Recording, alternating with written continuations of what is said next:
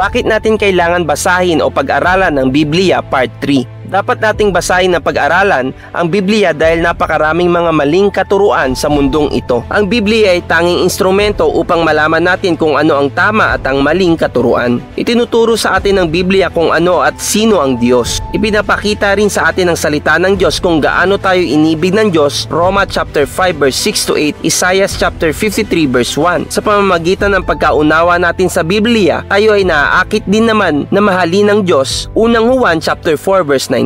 Gayon din naman bibigyan ka ng kakayahan ng Biblia upang paglingkuran ng Diyos. Tutulungan ka ng Biblia na malaman paano ka maliligtas sa iyong mga kasalanan at sa kaparusahan nito. Ang pagbubulay-bulay at pagsunod sa mga tinuturo ng Biblia ay siyang susi ng katagumpayan sa iyong buhay. Tutulungan ka ng salita ng Diyos na makita ang iyong mga kasalanan at tutulungan ka nito na talikuran ng mga iyon. Gagabayan ka nito sa buhay. Tutulungan ka ng Biblia upang hindi masayang ang maraming taon sa iyong buhay sa mga bagay na panandalian at walang kabuluhan.